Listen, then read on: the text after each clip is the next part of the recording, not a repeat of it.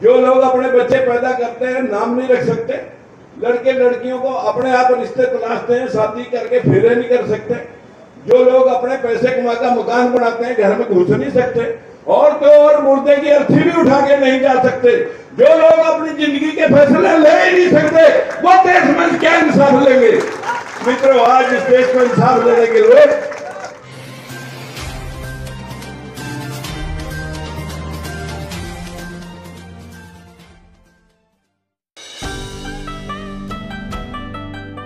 राजा बृहद्रथ मौर्य, उसके दरबार में एक पुष्यमित्र शुंग, जिसकी हिस्ट्री आपके मोबाइल में पड़ी है, पढ़े, मौर्य साम्राज्य को खत्म करके कि मैं इन 10 दुष्ट राजाओं का खात्मा करने के अवतार लिया हूं, मैं यहां अवतार लिया हूं, और अपनी लड़की की शादी बृहद्रथ मौर्य के साथ करके सेनापति का पद लेता है, सेना अपनी भर लेता है और राजा का कत्ल कर देता है। डर लगता है कि यहाँ मौर्य मेरा कत्ल न कर दें। वहां से राजधानी अयोध्या 184 ईसा पूर्व बसाता है। 2200 साल पहले अयोध्या बसी। किस वंश ने अयोध्या पर राज किया? सब्बसाई पुष्यमित्र शुंग ने, शुंग वंश ने, उसके 6-7 राजा, उसके बाद पाल वंश, उसके बाद कनिष्क वंश, गुप्त वंश, सातवाहन वंश, और उसके पश्चात मुगल वंश। किस वंश ने इस देश पर राज किया, उसका इतिहास आपकी हिस्ट्री में है, लेकिन ना आप हिस्ट्री पढ़ना चाहते हो, ना आप अशोक सम्राट गौतम बुद्ध और चंद्रगुप्त मौर्य को पढ़ना चाहते हो। उस वंश को सर्वनाश करके यहाँ पर उसने कहा मैं भगवान राम विष्णु का अवतार, इन दुष्टों को खत्म करने के लिए अवतरित हो जाऊं। कहाँ अवतरित है? श्रृंगी ऋषि की खीर खाने से 3 रानियां दशरथ की गर्भवती होती हैं। श्रृंगी ऋषि की खीर खाने से रानियां गर्भवती हुई। ये श्रृंगी ऋषि कौन था? ये वही पुष्यमित्र शुंग जो कह रहा है कि श्रृंगी ऋषि भिंडरक का बेटा है। ये भिंडरक कौन है? जब आप मत्स्य पुराण पढ़ोगे, क्योंकि कई पुराण, मत्स्य पुराण, बड़ा पुराण, गरुड़ पुराण, दृश्य पुराण, बहुत पुराण है, लेकिन जब मत्स्य पुराण पढ़ोगे उसमें आपको मिल जाएगा लिखा हुआ कि मछली के पेट से भिंडरक ऋषि पैदा हुआ। अरे मछली अंडे देती है पानी में, पानी में वो भगवान पैदा कैसे हुआ? मछली अंडा देने जमीन पे आई तो मछली जिंदा कैसे रही? लेकिन पैदा कर दिया भिंडरक ऋषि। वो दिनों दिन पूजा में बैठ गया, और पूजा जब कर रहा था मित्र, तो उसके कुटिया के सामने एक हिरनी चल रही थी। वह उसे बड़ी सुंदर लगी, उसके साथ उसने सहवास किया। वह गर्भवती होगी, जिससे श्रृंगी ऋषि एक सिंह वाला बच्चा पैदा हुआ। वो श्रृंगी ऋषि की खीर खाने से रानियां गर्भवती होगी। जो लोग 21वीं सदी में इन शास्त्रों को पढ़ करके मत्था फड़वा रहे हैं, जो लोग आज भी पत्थर ढो रहे हैं, उन लोगों का ये हाल 100 में 85 वोट होने के बाद, तभी तो मेरे बरखुरदारों ये आपका हाल है। अन्यथा आपका हाल अशोक सम्राट को पढ़ते, चंद्रगुप्त मौर्य को पढ़ते, तो आपका हाल राजशाही का होता। आरक्षण वो मांगते जो 15% है, तुम देने वाले होते। आज तुम आरक्षण की दुहाई देते फिरते हैं, और देने वाले वो 15% बना रहे हैं। मैं ज्यादा कुछ ना कह करके आपसे इतनी गिनती करना चाहूंगा। अपने महापुरुषों की गुलामगिरी पढ़ ले, और ज्यादा नहीं तो सत्याशोधक समाज को पढ़ ले। आप सभी इन भावनाओं में बह रहे हो कि बीए पास, एमए पास करने के बाद नौकरी नहीं मिली, बच्चे का रिश्ता भी नहीं हो रहा।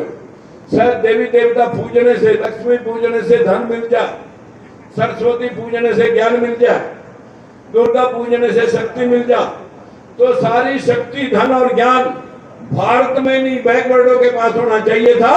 America, England, Canada, Australia, German, Japan, Dubai, Singapore, Malaysia, इनके पास फूटी कौड़ी नहीं होनी चाहिए थी, क्योंकि सारे देवता और देवियां हमारे पास थे। लेकिन हम कंगाल कैसे हो गए?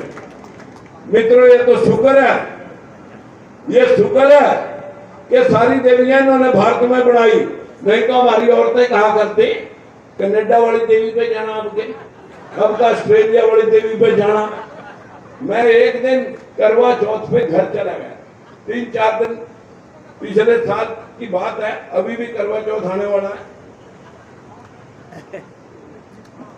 जब मैं घर गया तो मैंने घर वालों से कहा कि आज करवा चौथ है, आपने चक्कर में पड़ने की लोड़ नहीं। भुजबल साहब ने मीटिंग बुला रखी थी, मैं बम्बई चला गया। वापस जब चंडीगढ़ उतरा, शाम को घर गया तो सारी औरतें नए नए दुसाले उड़ करके घर पे इकट्ठी हो गई। मैंने कहा भाई 10:15 बज गए, आपकी पूजा अर्चना होगी? बोले जी हाँ होगी। मैंने कहा फिर आज का व्रत तो पति की शक्ल देख के खुलना था, तुम्हारे पति कहाँ है? बोले जी वो तो अभी आए नहीं। मैंने कहा फिर कैसे खोल दी आपने, व्रत कैसे खोल दिया? बोले जी बस चांद को देख के खोल दिया। मैंने कहा चांद को पति मान लिया? बोले जी यूं ही समझ लो, चांद को पति मान लिया यूं ही समझ लो। जब हमारी किसी धर्म जात की औरत होती है, बाहर निकलती है गली में, चांद निकला हो, शाम हो रात हो, देख बेटे चंदा मामा, देख बेटे चंदा मामा निकले, तब तो मैं कहा तुम्हारा भाई है, आज वो तुम्हारा पति है। और तुमने पीएचडी करने के बाद डिग्री ले ली, तुम्हारी पूजा अर्चना से हम 9 भाई बहन भतीजे जिंदा है और तुम भी जिंदा हो। तुमने तो हमारी लंबी उम्र कर दी। जिनकी पत्नियां मर गई, तलाक हो गया, छोड़ के चली गई, वो तो साल में सारे मर जाएंगे, उनका क्या करेंगे? तुम्हारे लंबी उम्र करने से हमारी लंबी उम्र होगी। पूरा नारी जाति के ऊपर शिकंजा मनुवादी व्यवस्था का खींचा हुआ है। हमारी नारी कितनी भी मतलब ज्यादा पढ़ लिख जाए, लेकिन उसके दिमाग से भूत नहीं उतरता अंधविश्वास का। और सारी जो पूरी साइंटिफिकली जो इनका करिश्मा है, अपने बच्चों को कायर बनाने में हमारी नारी जाति का अहम रोल है। दुर्गा पूज ले, सरस्वती पूज ले, भगवान आ जाए, विष्णु आ जाएगा, फलाना आ जाएगा। मेरी बहनों से विनती है, वैसे मैं कल परसों नजफगढ़ में गया था, वहां मुझे कुछ जागरूक महिलाएं मिली थी, उनका धन्यवाद करता हूं और वो आई भी हैं।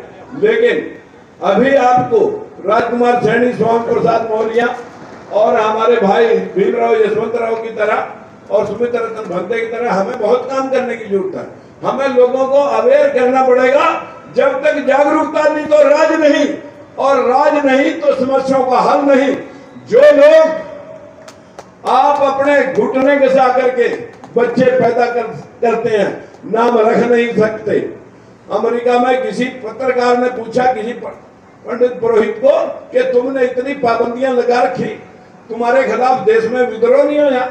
बोले कौन करेगा विद्रोह? जो लोग अपने बच्चे पैदा करते हैं, नाम नहीं रख सकते, लड़के लड़कियों को अपने आप रिश्ते तलाशते हैं, शादी करके फेरे नहीं कर सकते, जो लोग अपने पैसे कमाकर मकान बनाते हैं, घर में घुस नहीं सकते, और तो और मुर्दे की अर्थी भी उठा के नहीं जा सकते, जो लोग अपनी जिंदगी के फैसले ले ही नहीं सकते, वो देश में क्या इंसाफ लेंगे? मित्रों, आज इस देश में इंसाफ लेने के लोग, इंसाफ लेने के लिए जागरूकता की लोड़ है।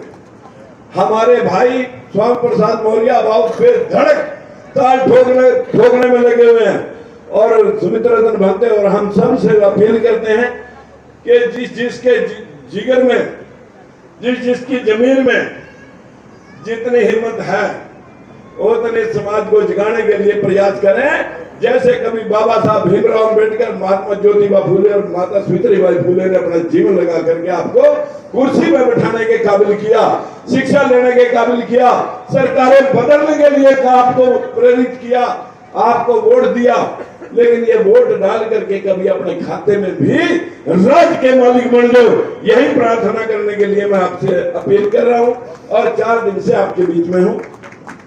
नमो बुद्धाय, जय भीम। माता सावित्रीबाई फूले, बाबा साहब भीमराव अंबेडकर, महात्मा ज्योतिबा फूले, नमस्कार। नमो बुद्धाय।